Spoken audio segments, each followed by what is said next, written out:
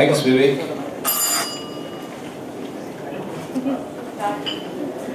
That's the starting, but okay.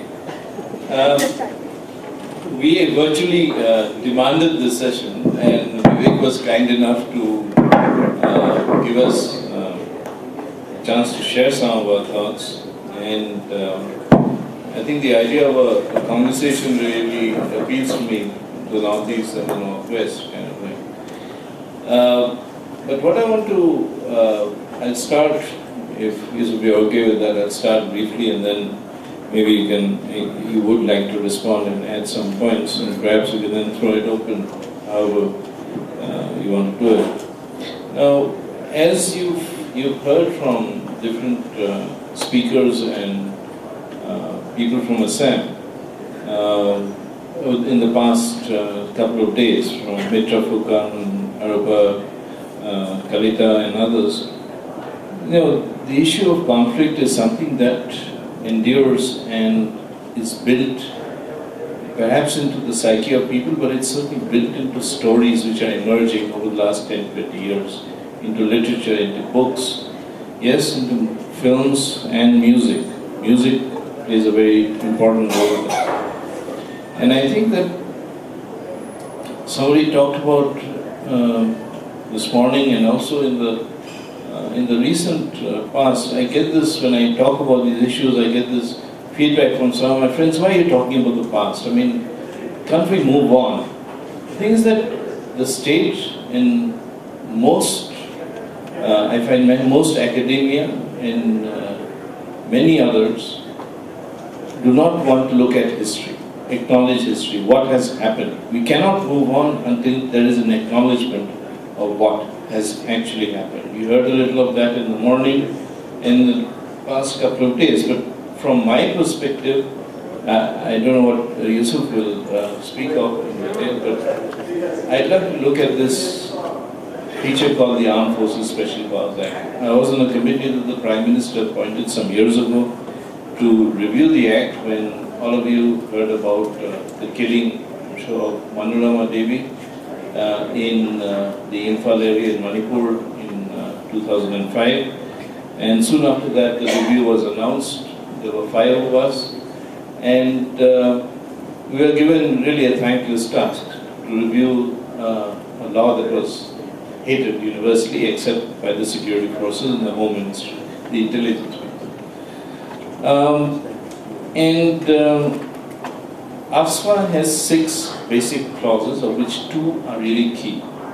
One is the 4th, in which a person, after an officer, can go into a home, I'm not describing it exactly, go anywhere, arrest without warrant, destroy and quote a suspected arms dump a home without warrant, and shoot to the extent of causing death without ever, which is clause 6, running the risk of prosecution. We have just walked in the lawyer who challenged AFSPA right at the beginning, Nandita Haksar. So to a warrior, I extend my salute. She now lives in a calmer place, which is Goa. So those 2 things tell me, as I worked on this review with the others, and I think about it, it tells me that there is a specific law that discriminates against people. We call ourselves a democracy, but can you have a law that institutionalizes 4 degrees of citizens or citizenship? 1, the law which protects the armed forces. It is a law which disempowers ordinary people. It's a law which doesn't affect any of you here. It's limited in its application in what's called a disturbed area. And it's a law that the people who are not covered by it, like the police, believe they are covered by it and act with impunity. So it's created a degree of impunity which is unbelievable among various groups, not just the police, but even among the armed groups which are accountable to no one. And to me this is something that really bothers me. And the fact is that it is the armed forces and elements in the Ministry of Home Affairs who block even demands by the state governments. There are demands by the state government of Nagaland and Mizoram and Meghalaya to say we don't need this act. We don't need the Disturbed Areas Act. Our police are quite capable of dealing with it. But the center does not listen. The center brushes it aside. So that tells me something else about how institutionalized this sense of difference is actually is in the system. I'll just stop there and Sanjay, you already spoke about this Armed Forces Special Power Act. But before that, I will go further on this. Vivek said special people, special laws. We are not special. We are not special people, but we have special laws for us. And Armed Forces Special Power Act is one of them. And if the people of Kashmir or people of Northeast were going to gain from this law, only then you could call them special people. Someone else is using this law and is going to the benefit of that particular class of people. In our case, it was not just the state government only, but the Home Ministry had also, at one point of time, agreed to remove this law from Jammu and Kashmir, and then Home Minister P. Chidambaram is on record. He has said that we have no problems if this law goes. But the army put its foot down, and it is for obvious reasons. As far as J&K is concerned, the basis of relationship between J&K and rest of India is Article 370, because we are talking about special laws. And even this gives guarantees a special status to Jammu and Kashmir within the Indian, within the Union of India. But now some again talk of removing this Article 370, scrapping this or abrogating Article 370. The talk is there. In fact, the BJP Prime Minister candidate Mr. Narendra Modi, he was in Jammu recently, and that this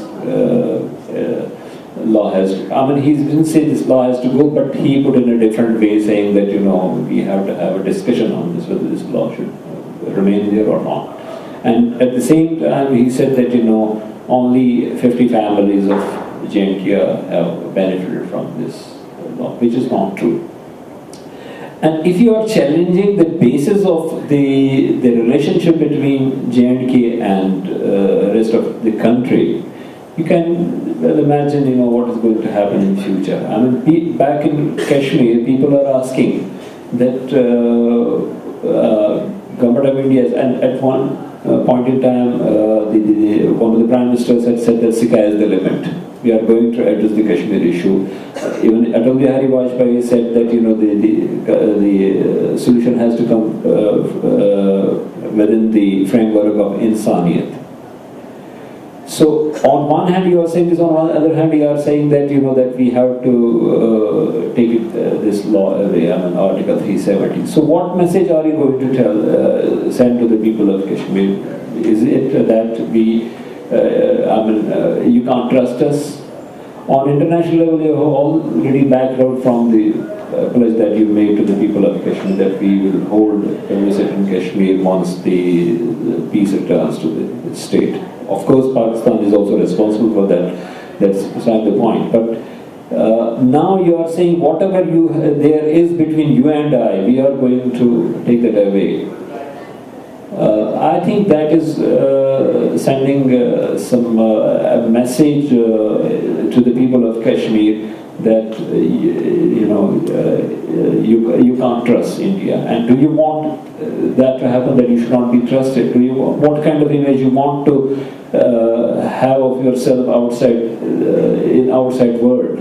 On one hand, you are seeking a permanent seat in Security Council, and on the other hand, you are doing these kind of things to the people of J&K.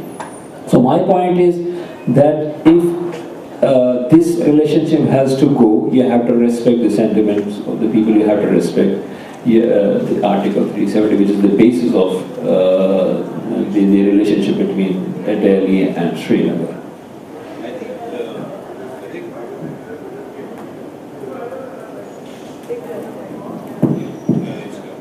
I think that one of the key issues here is trust.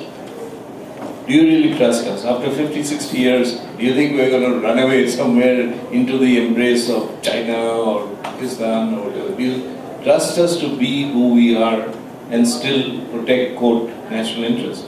Now, I think there are elements in the government which trust, but there are elements within the government which don't. I mean, especially, I think, the people in uniform who are in a position of leadership.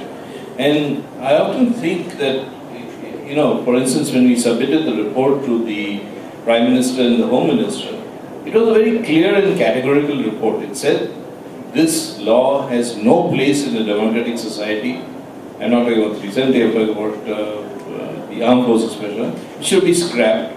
And you have, you need a legal mechanism for the army to function in an insurgency situation.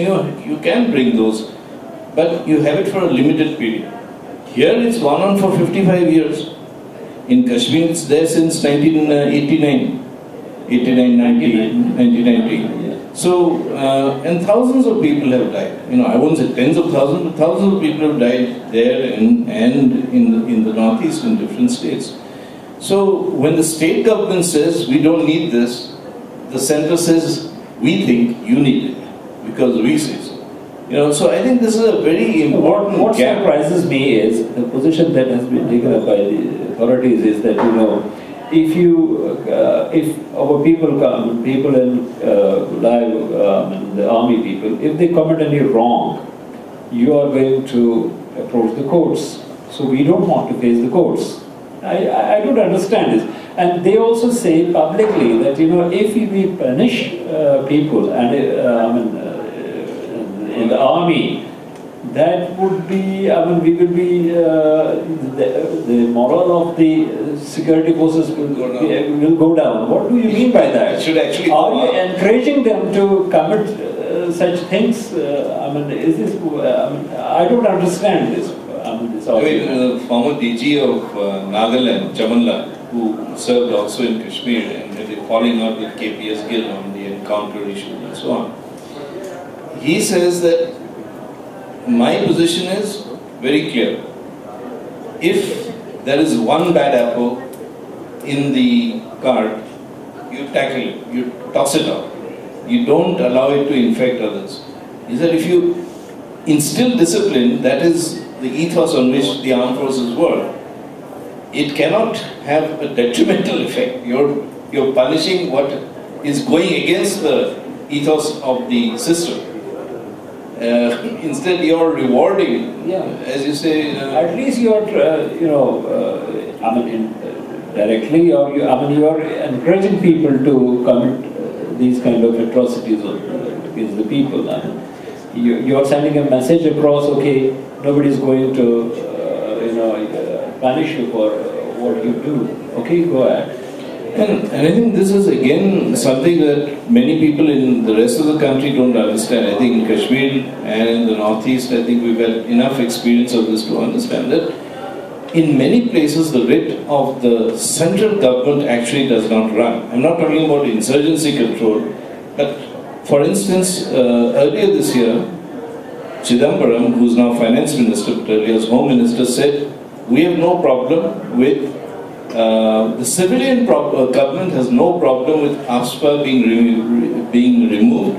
It is the armed forces. You have to tell the armed forces that you guys have a problem. We have no problem. So the army is saying that, hey, you sent us there 50 years ago. You have to create the conditions to take us out, which is a fair point. You can't put all the blame on the armed forces. So, we have this rather complex situation which has been created by New Delhi, where you have a huge presence of the armed forces and the paramilitary. And there doesn't seem to be a way out because A, the army doesn't want it, at the same time it doesn't want to be blamed. You know? Do you think there's a possible way out of this? I mean, I don't think, it has to be, the political leadership has to put down and take a decision. Otherwise, it's not going to happen. The army people will not agree to it, and there is in bureaucracy, you have a certain, there's a kind of mindset there. Vis-a-vis Kashmir, vis-a-vis some other places. The political leadership has to, after all, it's a democracy. We don't have military rule like we have in Pakistan or in some other places. That the decisions are left for army to take. The political leadership has to take a decision. And but I'm not very optimistic about it, because now if the BJP comes into power, we have to see how it goes about it. Although when Vajpayee was the Prime Minister, things were much better when you talk about Kashmir. But now we have to see what is going to happen if BJP comes into power in Delhi. And so that's a real worry, I think. That's it. The apprehensions are there. Apprehensions. It may be altogether different. You may have a different face of them. Only time will decide. But as of now, yes, apprehensions are there. I'd like to open it up to comments and questions from the floor. But before you do that, I'll just share one experience that we had on the Committee to Review the Armed Forces Special Powers Act. We were in Imphal, in Manipur, and it was the end of a very long day. We've been traveling across the state. We had public hearings, and those were open to the media and so on. One particular group came in, which was an older woman, her daughter-in-law, and her son, and the younger woman was holding a child. So they told their story, which was a terrible story, but it was a very similar story to what we've been hearing, that the son of the older woman, which is the younger woman's husband, had gone out once in the morning to fish, never returned. They heard later that day that there had been an encounter in the area at Kontu. They were very apprehensive. Then they received a phone call from the regional medical college saying that there was a body in the morgue and they should come. Obviously, the man had taken some papers with him when he went out. And it was his body. So we were all saddened, moved, documented it.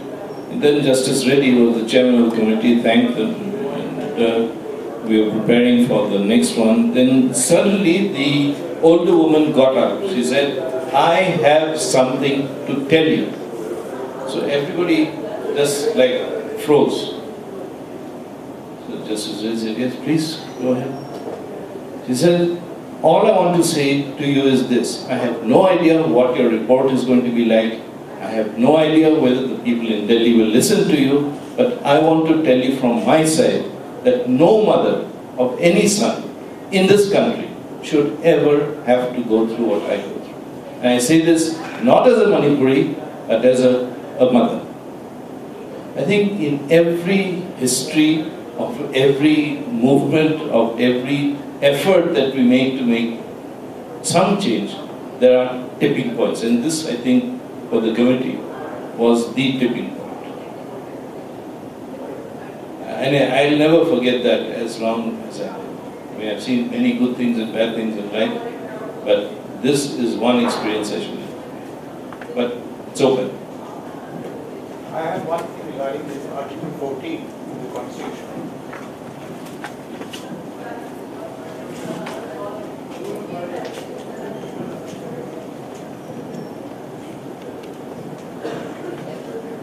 Yeah, I have this thing about Article 14 of the Constitution. It says that every Indian citizen is not to be discriminated against, whether on sex or whatever, caste, creed, or whatever. Now, you are special people, there's no doubt about it. Because a Kashmiri or a Northeastern can buy land anywhere in India. But not every Indian can buy land in Kashmir or in Northeast.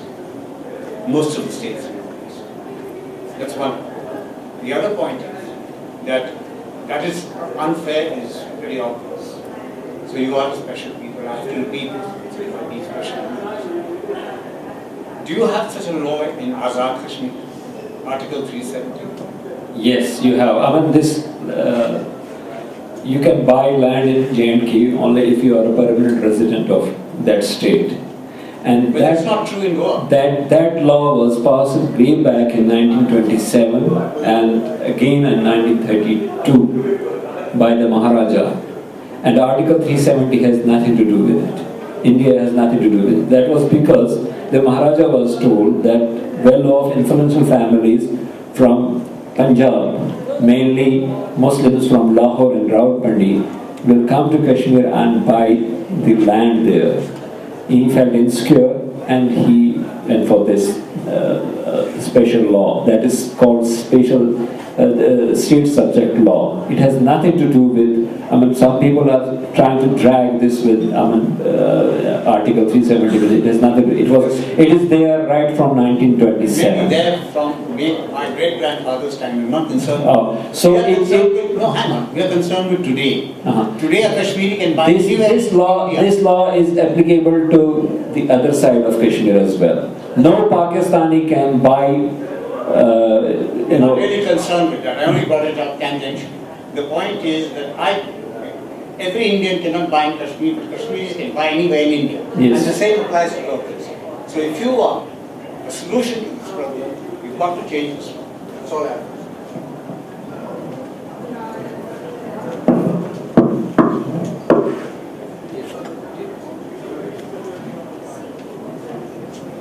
Yeah, I'm pretty sure there should be an even playing field on some of these things. But you must remember one thing, that I don't think there's much investment in the Northeast from outside of India, whether it's in land, industry or anything else. Whatever investment came at the time of the British with the tea and the oil and so on.